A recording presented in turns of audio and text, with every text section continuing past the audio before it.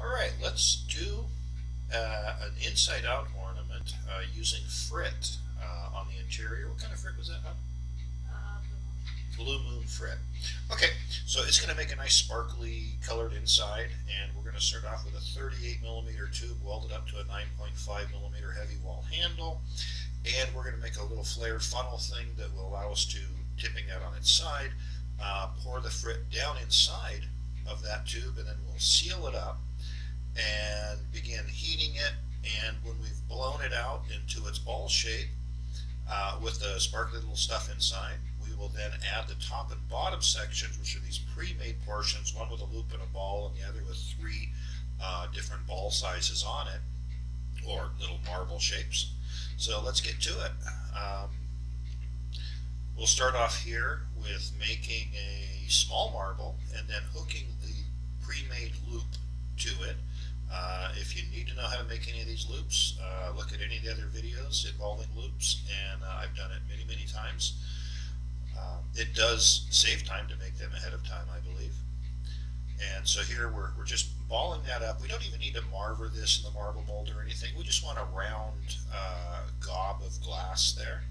Let it cool off enough to hold its shape so that it's more or less spherical.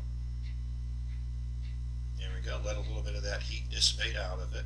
If we try welding up the loop to it too soon, it'll just really melt. So here we go. Hook the two together, just a very small weld.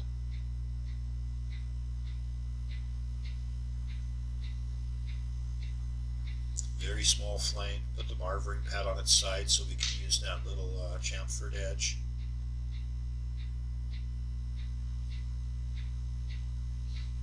Okay, and we'll roll it in there. That'll kind of reinforce the line around the loop and delineate where the little marble is. And that's all that is. We're going to add that to the top of the ornament, and then we'll have that other little section on the bottom of the ornament with three descending sizes of marbles and the large center blown out Frit filled section to give it a nice appearance. Okay, that component is ready to be placed in the kiln until we add that to the top of our ornament. So here we go. Let's heat up this rod here.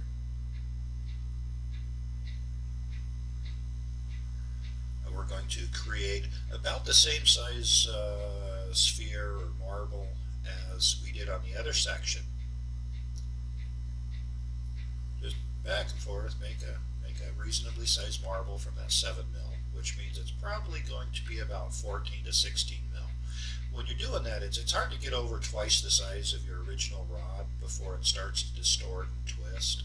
So, you know, if you wanted to make a 28mm marble, I would suggest starting off with about a 12 to 14mm rod. In this case, we're looking at about 14 to 15, so 7 is fine.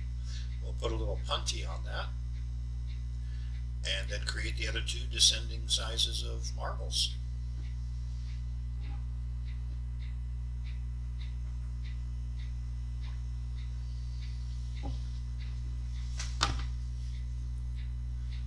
Okay, and rotating in the marvering pad helps us to align all of the rotational axes. And we'll go ahead and make the little center marble just a little bit smaller than that first one.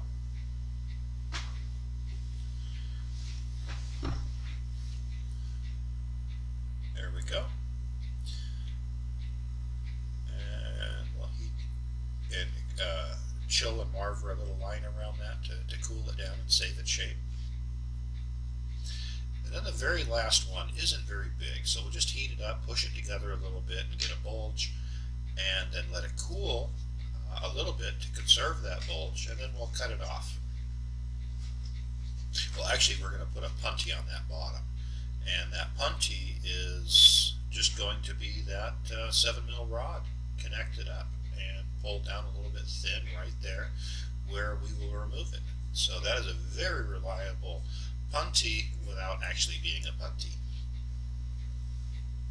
But it is a totally serviceable handle for the bottom of that piece. So we'll tap off the top where the 4mm rod is. and stick that piece in the kiln so it's ready to go. Little tap. Here we go. No need to fire polish that. I'm sorry, I'm just doing that out of habit. So we want to seal up one side there, so we'll stick in the little foam ear plug. And this piece of glass that I'm working with there is much larger than what we want to work with, but it is how it breaks down by welding the tube up to 9.5. So I want to only get off enough there to use to make one ornament. So I'm going to weld up a handle to this side. Of course, this handle is open and I can blow into it, and the other one is closed, so that I will be able to pressurize this and blow into it and create a very clean weld. So it's welded together, give it a little puff of air, and now it's a very smooth weld, very clean, and the line goes down in a nice taper to the wall thickness of the 9.5. Let that set up just enough that it won't distort on us, and we can remove the ear plug, because we do not want to cut these in half and have that left side be a sealed vessel issue. If that ear plug is still in there when you cut these apart, it will do some funny stuff that you will not appreciate. So remove the ear plug, and then we will go ahead and cut that in half with just a real hot flame right around the circumference of the glass. Don't move left or right. You don't want to heat a big area. Just that little, maybe a ½ inch ring.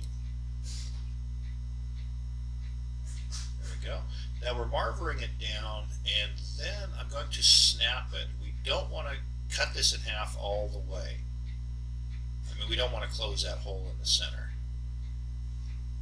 Boom, snap. Okay, now we have our two parts. We'll put that one back in the kiln for later. That'll be another project. And we do need to open up the end of this a little bit. Our little flared out piece of glass funnel to drop the frit in is about 12 millimeters outside diameter, so we need to open that up just enough that we can drop it down in there. There we go. Blow hose, there's a little bit of cotton wadding inside of that. And the whole purpose for that is so that when I pour the frit in and some of the frit goes down the handle, I don't want it to go into my blow hose and affect later projects, or God forbid somehow wind up going up the mouthpiece. I can't imagine how it would do it, but a little bit of paranoia when dealing with frits and powder is a good thing. You do not want to be inhaling, breathing, or tasting those things. Okay, we got a little funnel down in the tube.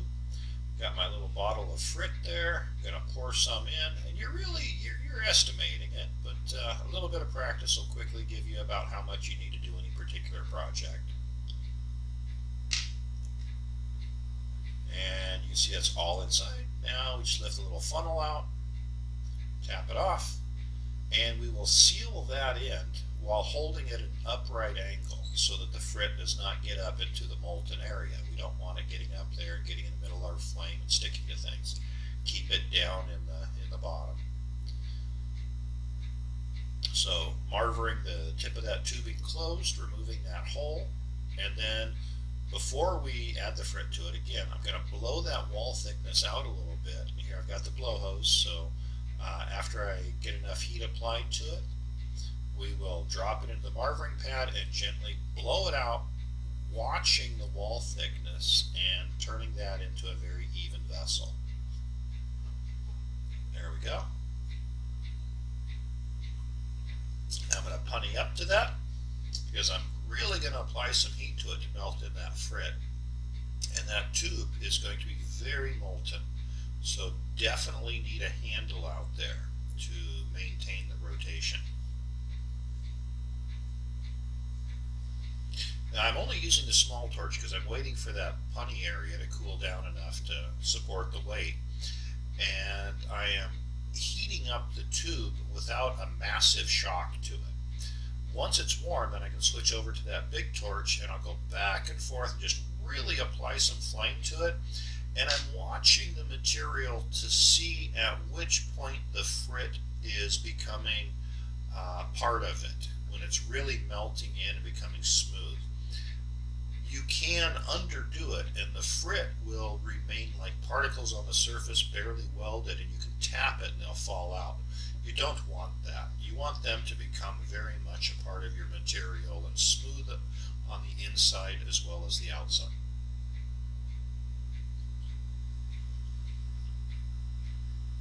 And it does take quite a bit of heat.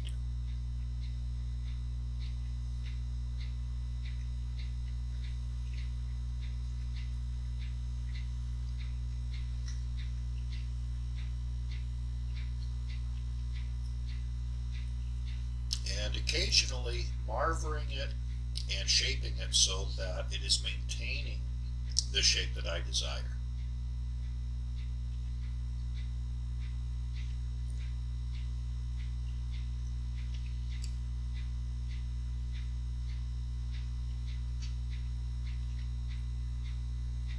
Okay, just getting it ready for the next step. I'm going to cut off the punctee. It has quite a bit of heat to it. It's very smooth, and I've melted in a significant amount of the frit. It needs a little more heat yet, but we're no longer going to need this punctee.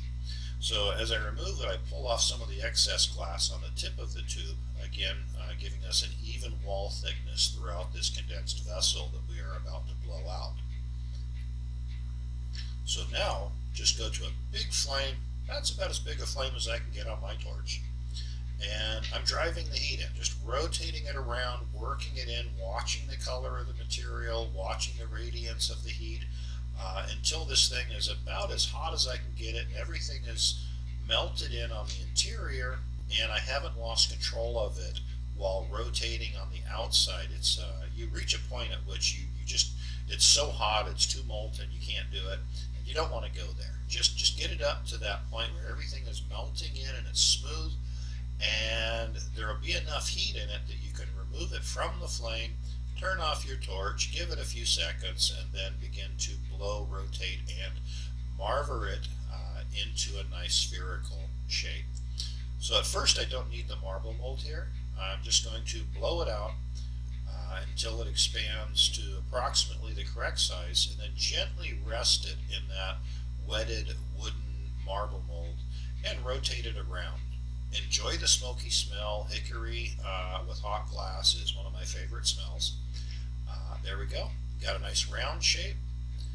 We will now grab out that first component that we made, the loop with the small marble, and weld that to the top center of our ornament. By resting these items in the marvering pad after we weld them together, we'll be able to really verify that they are centered and rotating on an even axis.